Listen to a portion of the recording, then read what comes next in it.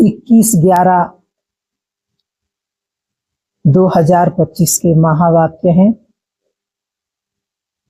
आज के महावाक्यों में बाबा ने हमें स्मृति दिलाई है कि आप साधारण आत्मा नहीं, आप विशेष आत्मा हो। ईश्वर की पढ़ाई पढ़ने वाले आप गॉडली स्टूडेंट हो। जब हम गॉडली स्टूडेंट हैं तो हमें पढ़ाई में नंबर ऊंच लेना है और हर प्रकार से नंबर 1 जाना है। जो पढ़ाने वाले परम शिक्षक शिव बाबा का भी नाम हम वाला करें और साकार में निमित्त पढ़ाने वाली टीचर का भी नाम वाला करें। हेडलाइन है, मीठे बच्चे तुम अभी गॉडली सर्विस पर हो।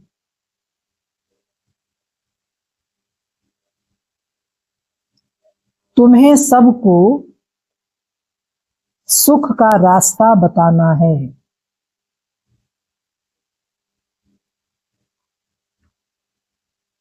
स्कॉलरशिप लेने का पुरुषार्थ करना है।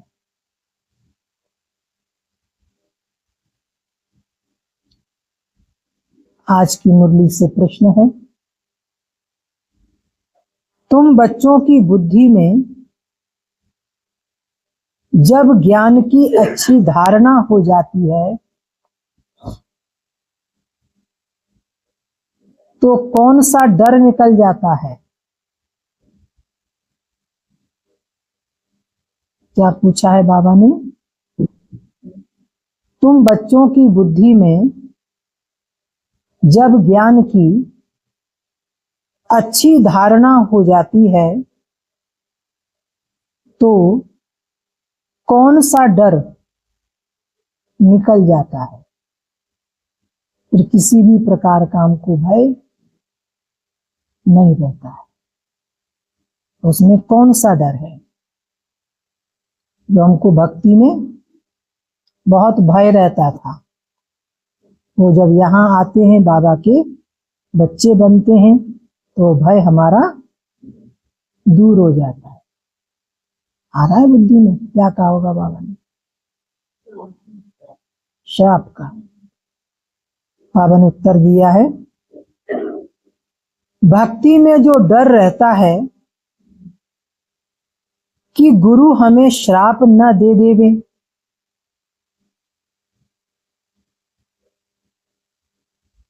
यह डर ज्ञान में आने से, ज्ञान की धारणा करने से निकल जाता है। क्योंकि ज्ञान मार्ग में श्राप कोई दे ना सके। क्योंकि ज्ञान मार्ग में श्राप कोई दे ना सके। रावण श्राप देता है, बाप वर्षा देते हैं।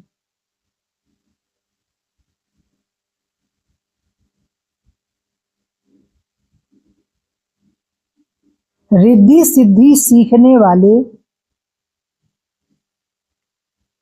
ऐसा तंग करने का, दुख देने का काम करते हैं।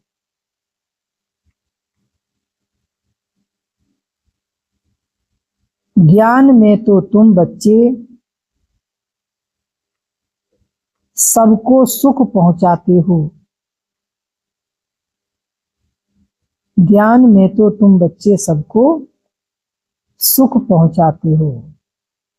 बाबा ने हमको स्लोगन भी दिया है, ना दुख दो ना दुख लो, सुख दो सुख लो।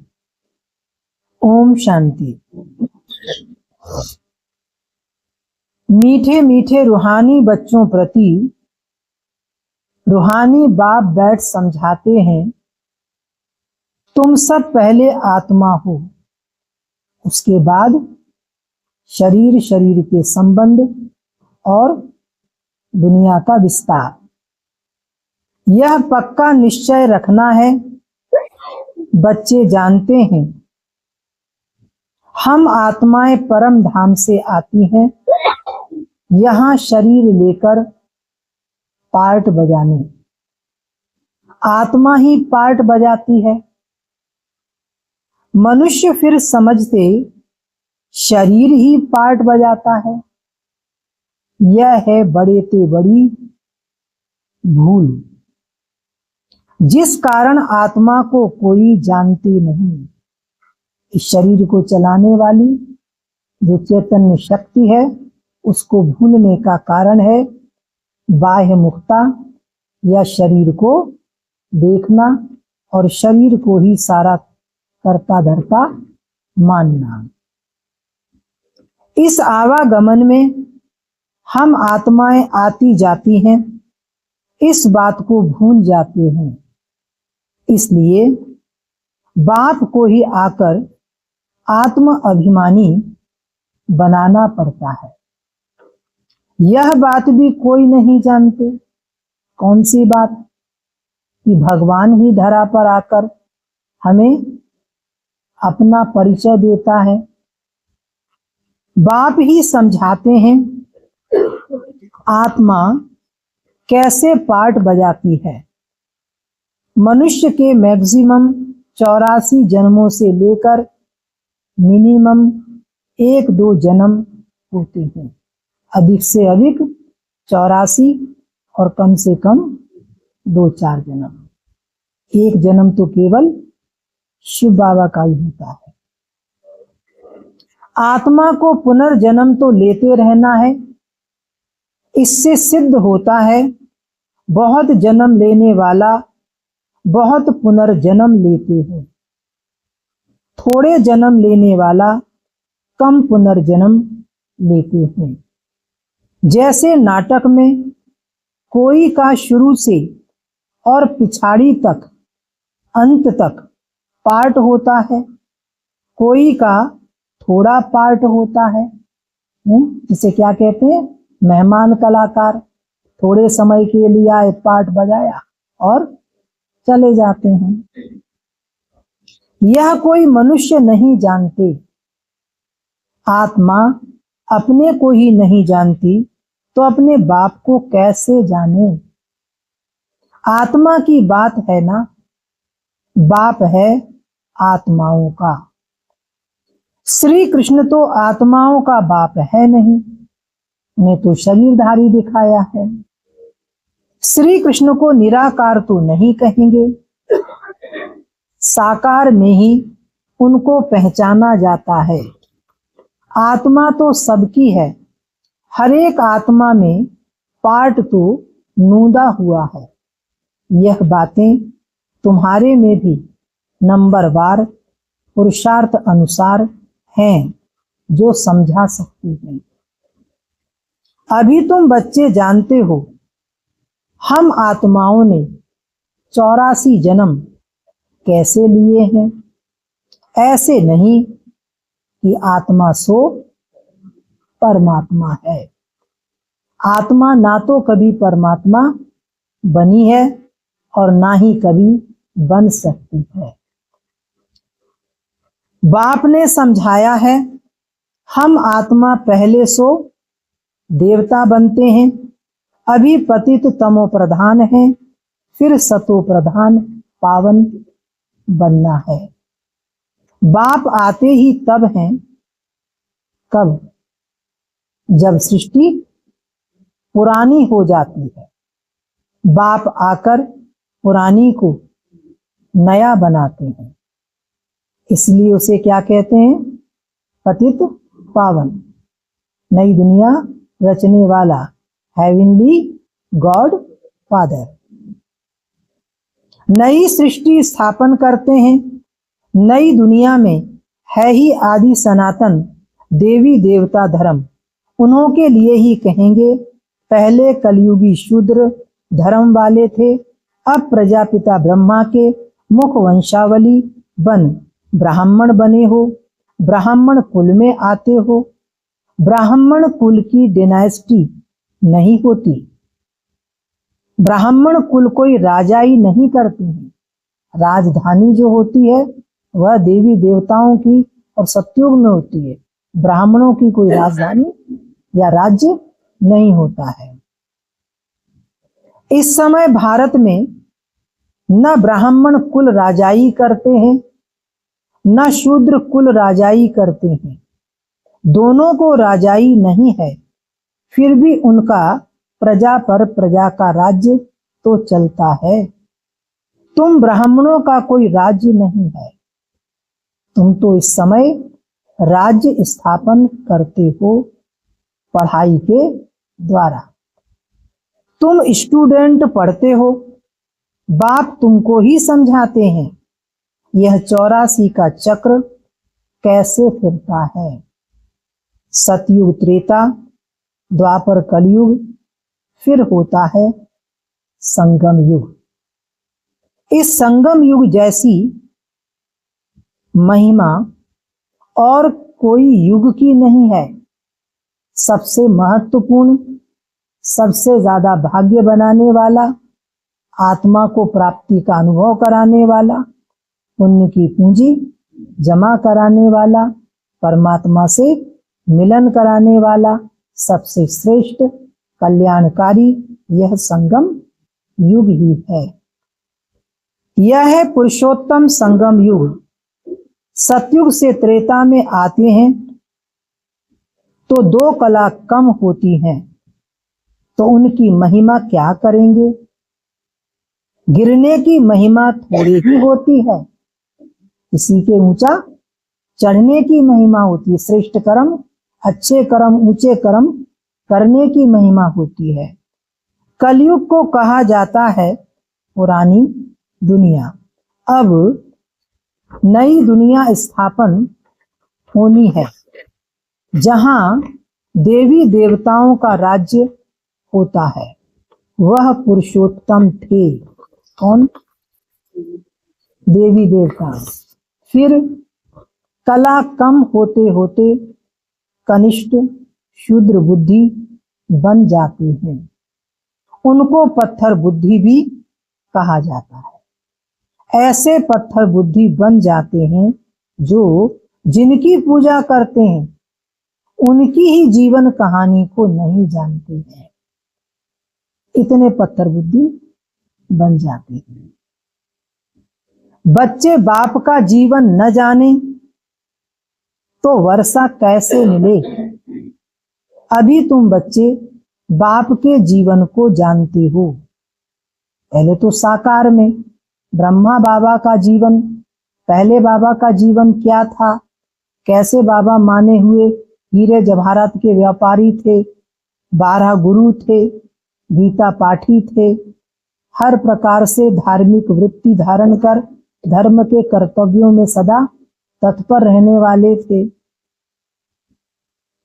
अभी तुम बच्चे बाप के जीवन को जानते हो, उनसे तुमको वर्षा मिल रहा है, बेहद के बाप को याद करते हो। तुम मात पिता हम बालक तेरे, तुम्हारी कृपाते सुख घनेरे कहते हो, तो जरूर बाप आया होगा, तब तो सुख घनेरे, घनेरे माना बहुत सारे दिए होंगे ना। बाप कहते हैं मैं आया हूं, अथाह सुख तुम बच्चों को देता हूं। बच्चों की बुद्धि में यह नॉलेज अच्छी रीति रहनी चाहिए, इसलिए तुम स्वदर्शन चक्रधारी बनती हो। तुमको अब ज्ञान का तीसरा नेत्र मिला है। पहले हमारे पास ये 2 ही नेत्र थे, चर्म चक्षु। अभी हमको ज्ञान का तीसरा नेत्र मिला है।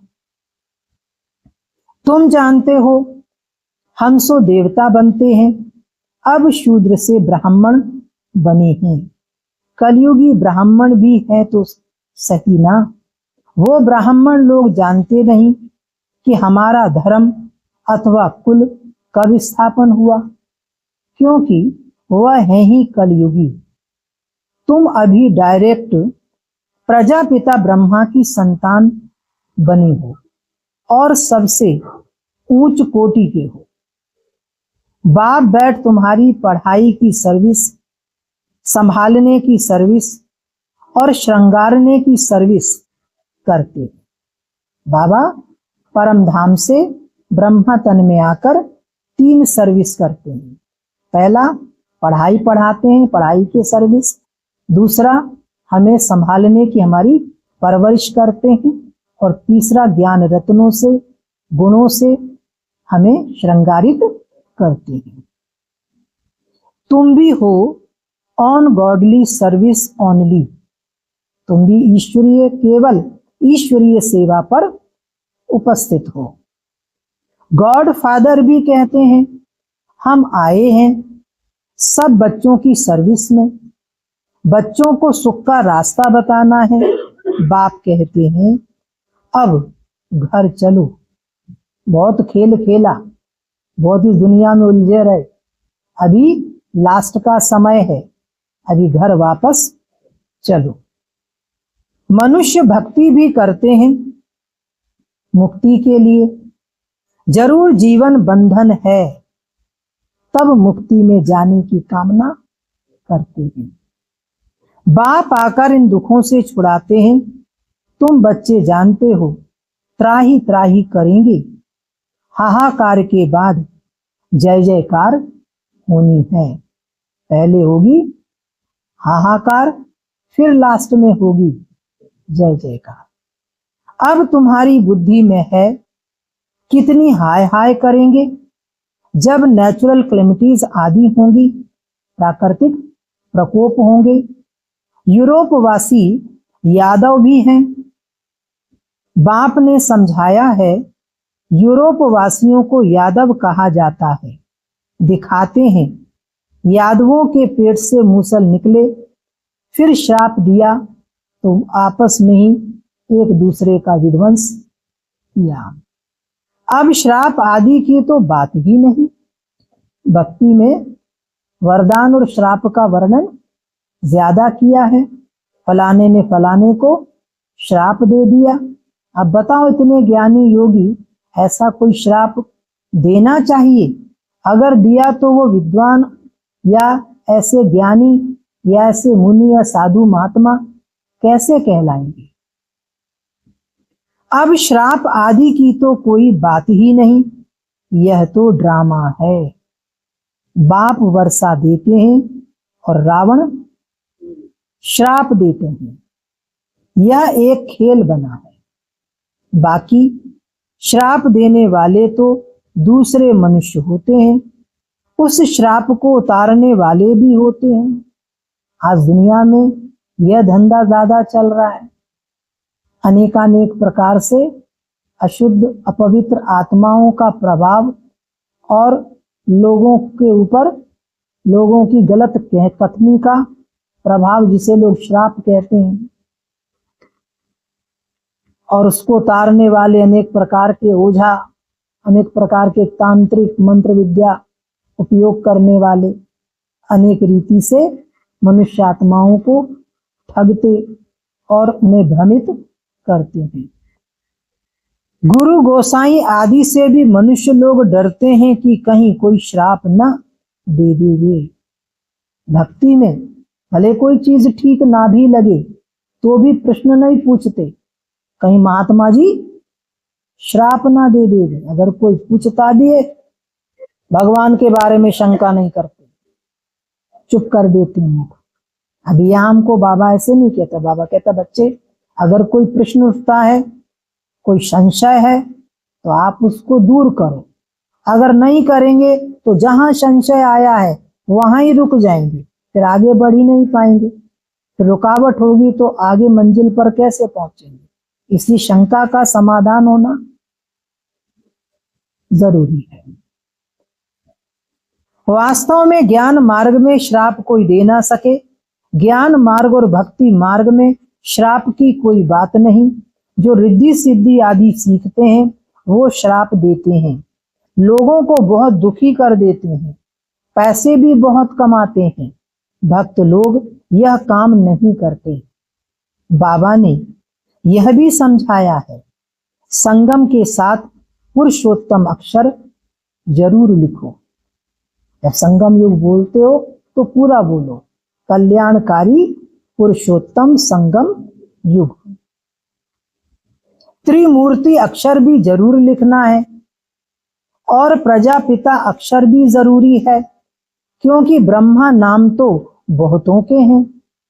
प्रजापिता अक्षर लिखेंगे तो समझेंगे साकार में प्रजापिता ठहरा।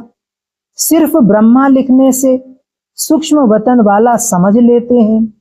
ब्रह्मा विष्णु शंकर को भगवान कह देते हैं। प्रजापिता कहेंगे तो समझा सकते हो, प्रजापिता तो यहाँ है। सूक्ष्म वतन में कैसे हो सकता? विष्णु को तो दिखाते हैं ब्रह्मा की नाभि से निकला। तुम बच्चों को भी ज्ञान मिला है, नाभि आदि की कोई बात ही नहीं। ब्रह्मा सो विष्णु और विष्णु सो ब्रह्मा कैसे बनते हैं? सारे चक्र का ज्ञान तुम इन चित्रों से समझा सकते हो। इससे सृष्टि के चक्र के चित्र से। ब्रह्मा सो विष्णु बनने में कितना समय लगता है? 1 सेकंड। ब्रह्मा से विष्णु बनने में कितना समय लगता है? 1 सेकंड। और विष्णु से ब्रह्मा बनने में लगते हैं 5000 वर्ष। लक्ष्मी नारायण 84 का चक्र लगाकर फिर ब्रह्मा सरस्वती बनते हैं। बाबा ने पहले से नाम दे दिए हैं। जब भट्टी बनी तो नाम दिए। भट्टी माना योग तपस्या। 14 वर्ष योग तपस्या जब चली तब 108 नामों की लिस्ट वतन से दादी गुलजार जी के द्वारा आई, जिससे बच्चों के नाम परिवर्तित हुए। फिर कितने चले गए, माना ज्ञान को छोड़कर फिर लौकिक दुनिया में चले गए। इसलिए समझाया है ब्राह्मणों की माला होती नहीं, क्योंकि ब्राह्मण है पुरुषार्थी, कभी नीचे कभी ऊपर होते रहते हैं। ग्रहचारी बैठती है। बाबा तो जवाहरी था, मोतियों आदि की माला कैसे बनती है?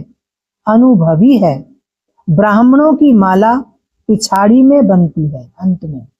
जब ब्राह्मण पुरुषार्थ करते करते संपन्न स्टेज को प्राप्त होंगे तब उनको नंबर मिलेगा, माला का दाना बनेगी। हम सो ब्राह्मण दैवी गुण धारण कर देवता बनते हैं। फिर सीढ़ी उतरनी है, नहीं तो 84 जन्म कैसे लेंगे? 84 जन्मों के हिसाब से यह निकल सकते हैं। तुम्हारा आधा समय पूरा होता है तब दूसरे धर्म वाले ऐड होते हैं। द्वापर काल से माला बनाने में बड़ी मेहनत लगती है। बड़ी संभाल से मोतियों को टेबल पर रखा जाता है कि कहाँ हिले नहीं, फिर सुई से डाला जाता है। कहाँ ठीक न बने तो फिर माला तोड़नी पड़े। यह तो बहुत बड़ी माला है। तुम बच्चे जानते हो, हम पढ़ते हैं नई दुनिया के लिए। बाबा ने समझाया है कि स्लोगन बनाओ, हम शूद्र सो ब्राह्मण, ब्राह्मण सो देवता कैसे बनते हैं, आकर समझो। इस चक्र को जानने से तुम चक्रवर्ती राजा बनेंगे। किस चक्र को? सृष्टि चक्र को। स्वर्ग का मालिक बन जाएंगे। ऐसे स्लोगन बनाकर बच्चों को सिखलाना चाहिए। बाबा युक्तियां तो बहुत बतलाते हैं, वास्तव में वैल्यू तुम्हारी है। तुमको हीरो हीरोइन का पार्ट मिलता है। हीरे जैसा तुम बनते हो। फिर 84 का चक्र लगाए कौड़ी मिसल बनते हो। अब जबकि हीरे जैसा जन्म मिलता है तो कौड़ियों पिछाड़ी क्यों पड़ते हो? आजकल की धनदौलत क्या है? कौड़ियों समान। ऐसे भी नहीं कोई घर बार छोड़ना है। बाबा कहते नहीं, घर गृहस्थ में रहते। बाबा तो कहते हैं गृहस्थ व्यवहार में रहते कमल फूल समान पवित्र रहो और सृष्टि चक्र की नॉलेज को जानकर दैवी गुण भी धारण करो तो तुम हीरे जैसा बन जाएंगे। बरोबर भारत 5000 वर्ष पहले हीरे जैसा था। यह है तुम्हारी एम ऑब्जेक्ट, क्या? लक्ष्मी नारायण जैसा बनना। इस चित्र को माना लक्ष्मी नारायण के चित्र को बहुत महत्व देना है। तुम बच्चों को बहुत सर्विस करनी है। प्रदर्शनी म्यूजियम में, कहाँ कहाँ बड़े बड़े म्यूजियम में बहुत सारे चित्र लगे।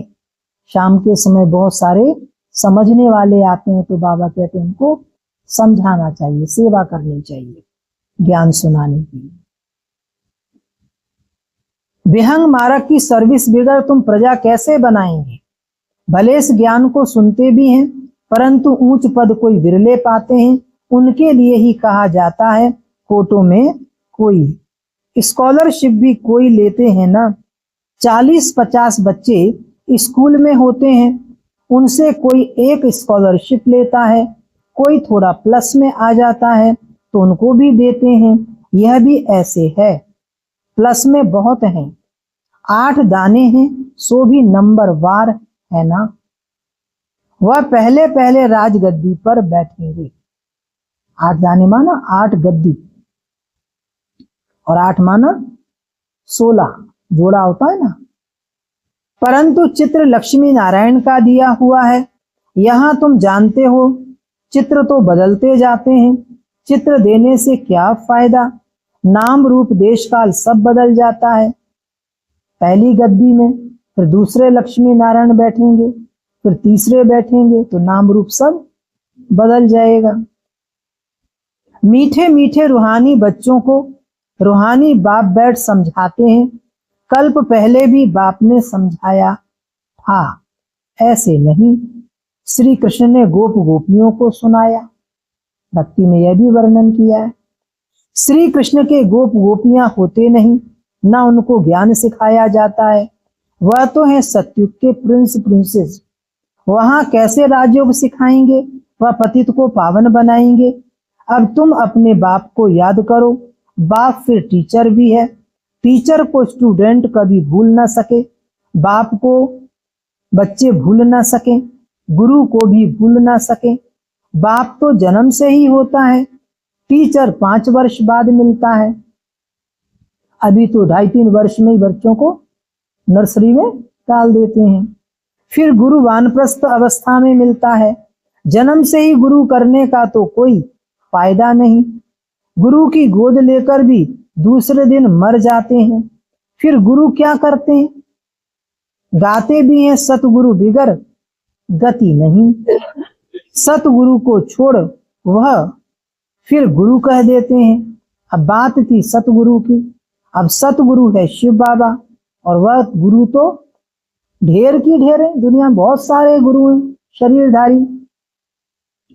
बाबा कहते हैं बच्चे, तुम्हें कोई देहधारी गुरु आदि करने की दरकार या जरूरत नहीं है। तुम्हें किसी से भी कुछ मांगना नहीं है। हमारे शिष्य विश्वविद्यालय में कोई गुरुडम सिस्टम नहीं है, ना कोई यहाँ गुरु है और ना कोई यहाँ चेला है।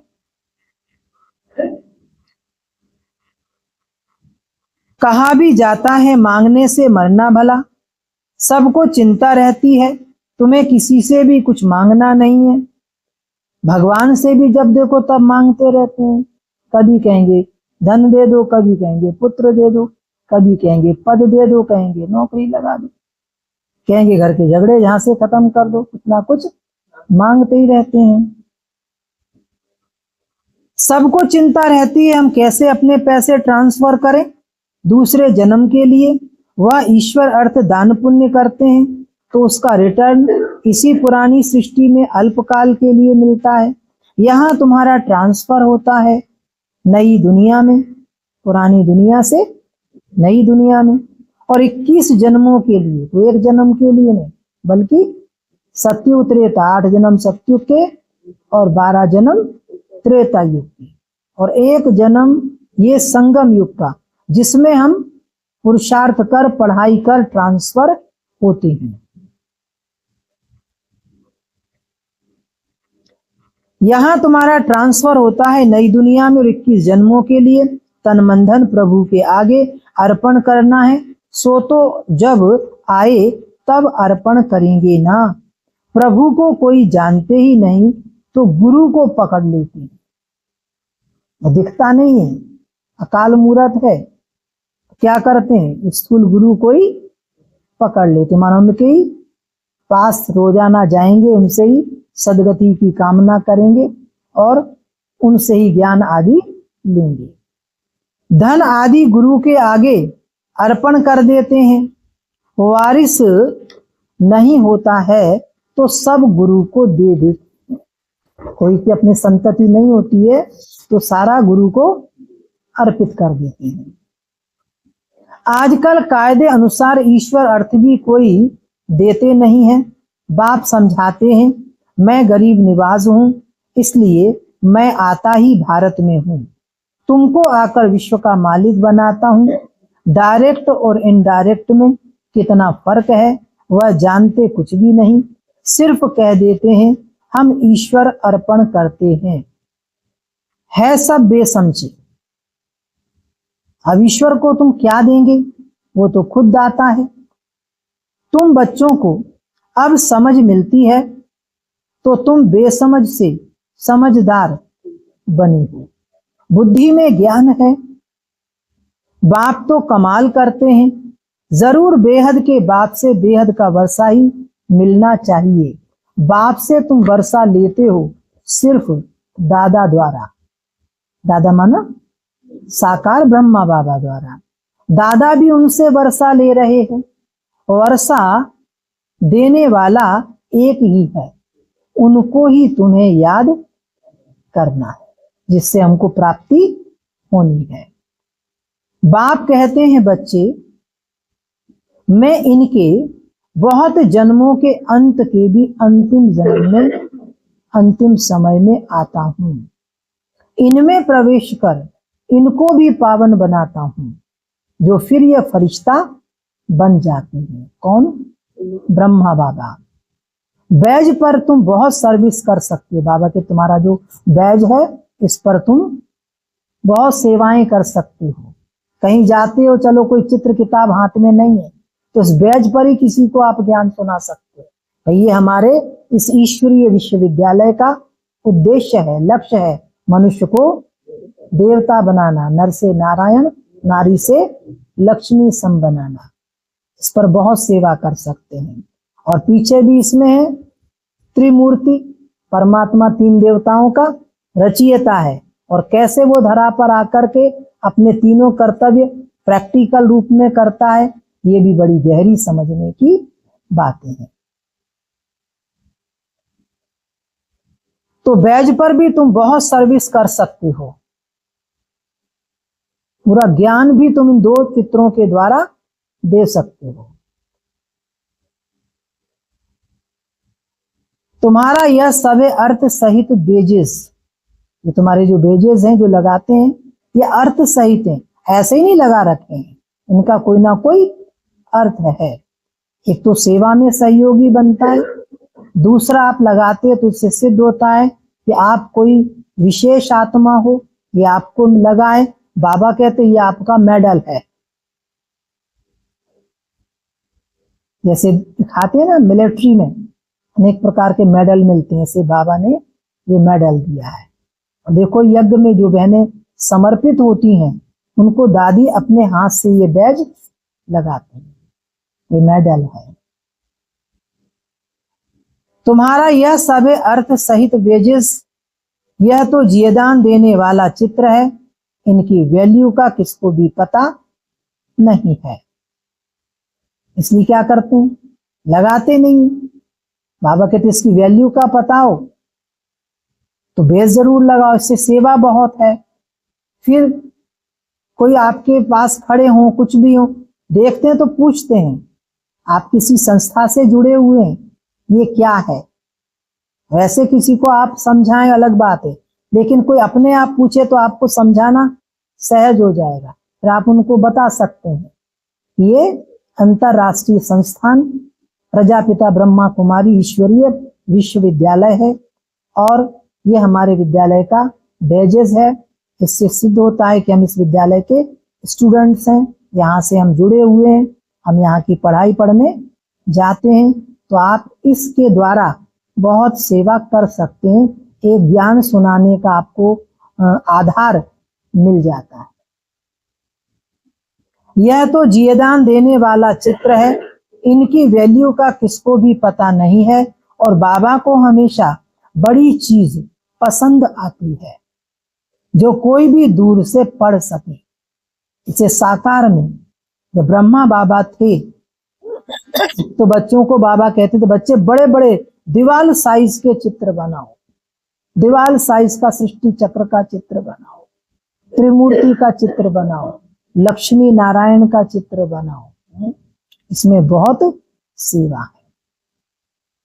अभी जब ये बाबा का भवन बन रहा था, इसमें सामने जो लंबी पट्टी बनाई है ना, वो हमने इसी उद्देश्य से बनाई। वो उद्देश्य पूरा ही नहीं हो रहा है, वो इसलिए बनाई थी कि बहुत बड़ा लक्ष्मी नारायण का चित्र इस पट्टी पर लगाए, और अभी तक लगा ही नहीं। अभी याद दिलाना, मधुबन जब जाए ना तो वहां से बहुत बड़े बड़े बनते हैं, तो बनवा के लाएं। उसमें भी सेवा है, तो इसीलिए पट्टी निकलवाई हुई ऊपर से नीचे तक, इस पर बड़े चित्र लगा सकते। कई जगह आपने देखा होगा ना, वो सबका मालिक एक वैसे उंगली दिखाई है और विभिन्न धर्म के लोग बताए हैं। ऐसा भी कहीं फ्रंट में अहमदाबाद में जो सुख शांति धाम है, वहां ये लगा हुआ है बहुत बड़ा, सबका मालिक एक। तो इससे भी सेवा है, लोगों को मालूम पड़ता है, कुछ उनको जानकारी मिलती है और दिल होता है कि हम ये जाएं, समझें, सुने।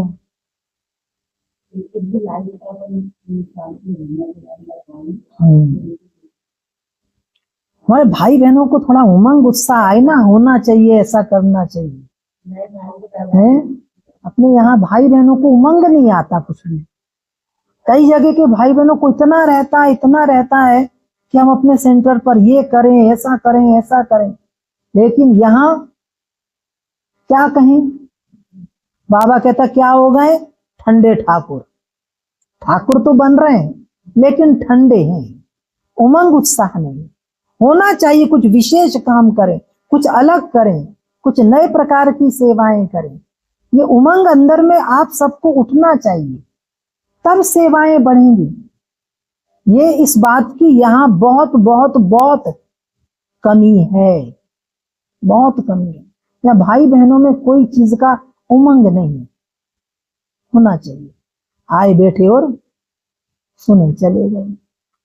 सेवाओं की भी नई नई विधि निकालनी चाहिए, तरीके निकालने चाहिए।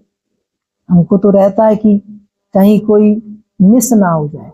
अभी देखो, कल कितने दिन बाद हम, पहले रफीगंज में क्लास चलती थी, एक परिवार था, फिर उन्होंने ब्रह्मपुरी में मकान ले लिया, खरीद लिया, वहां रहने लगे। तो वहां उनको हम ज्ञानामृत देने लगे। फिर वो कितने समय से हमारा जाना नहीं हुआ, वो फिर वो मकान किराए से देकर फिर अपने खेत पर, वहां जो मकान बनाया था, वहां रहने लगे। अभी कल हम उनसे मिल के आए, कितने समय बाद। वो पूरा परिवार बहुत अच्छा परिवार है, जुड़ा हुआ है। तो कोई को भी अगर छोड़ दो तो छोड़ दो, खत्म। क्योंकि उनके अंदर इतनी पावर नहीं है कि वो आकर के जुड़े, आपको ही जाकर के उनको फिर से उठाना पड़ता है, जागृत करना पड़ता है, तभी आत्माएं जगती। ये सेवा ऐसी है कि इसमें लगे रहो, करते रहो तो लोग जुड़े रहते हैं। छोड़ दो तो व्यक्ति तो वैसे ही फंसा हुआ है जाल जंजाल में और उलझ जाता है। तो बाबा कह रहे हैं, बाबा को हमेशा बड़ी चीज पसंद आती है जो कोई भी दूर से पढ़ सके। अच्छा, धारणा के लिए मुख्य सार, पहली पॉइंट, बाप से बेहद का वर्षा लेने के लिए डायरेक्ट अपना तन मन धन ईश्वर के अर्पण करने